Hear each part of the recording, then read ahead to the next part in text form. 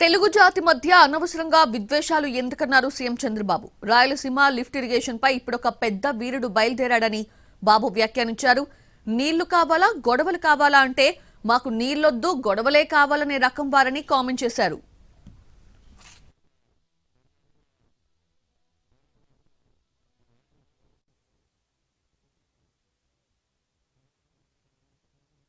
ఎందుకు అనవసరంగా తెలుగు జాతి మధ్య విద్వేషాలు పెట్టుకుంటాం? నీళ్లు సముద్రానికి పోతున్నాయి. ఇప్పుడు పెద్ద వీరుడు బయలుదేరాడు. రాయలసీమ లిఫ్ట్ ఇరిగేషన్ అంట. నీళ్లు కావాలన్నా గొడవలు కావాలంటే మాకు నీళ్లొద్దు గొడవలే పెట్టుకుంటామనే రకం వీళ్ళంతా. నేను ఒకటే చెప్తున్నాను, నాకు కావాల్సింది గొడవలు కాదు, నా జాతి ప్రయోజనాలు, తెలుగు జాతి ప్రయోజనాలు, నన్ను ఎన్నుకున్న ఆంధ్రప్రదేశ్ రాష్ట్ర ప్రయోజనాలు ఎట్టి పరిస్థితిలో ముందుకు తీసుకుపోతారని మరొక్కసారి హామీ ఇస్తున్నా. ఎందుకు అనవసరంగా తెలుగు జాతి నీళ్ల విషయంలో రాజకీయాలు చూడొద్దన్నారు తెలంగాణ సీఎం రేవంత్. పొరుగు రాష్ట్రాలతో చర్చలకు తాను సిద్ధంగా ఉన్నానని చెప్పారు.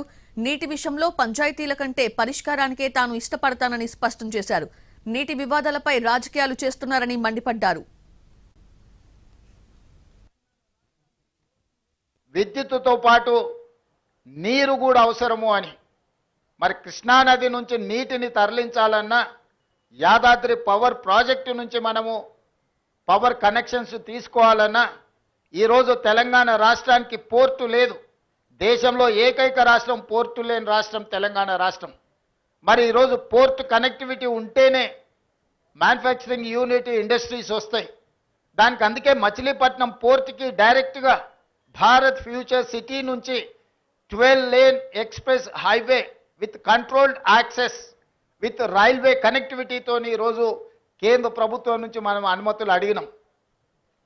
ఇలాంటి అభివృద్ధి జరగాలంటే పక్క రాష్ట్రంతో కూడా మనకు సయోధ్య ఉండాలి, పక్క రాష్ట్ర సహకారం కూడా ఉండాలి.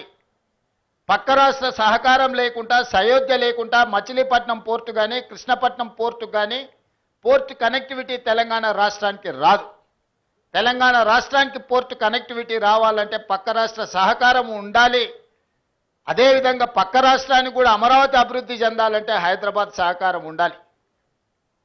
నగరం అభివృద్ధి జరగాలంటే భవనాలు కడితే సరిపోదు. భవనాలలో వచ్చే పరిశ్రమలు, సాంకేతిక నైపుణ్యం ఉన్న సిబ్బంది కూడా అవసరం.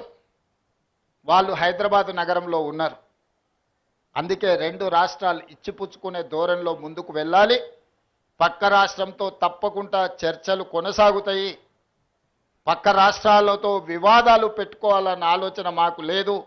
అది కర్ణాటక అయినా, మహారాష్ట్ర అయినా, ఆంధ్రప్రదేశ్ అయినా, తమిళనాడు అయినా, పక్క నుండి రాష్ట్రాలతో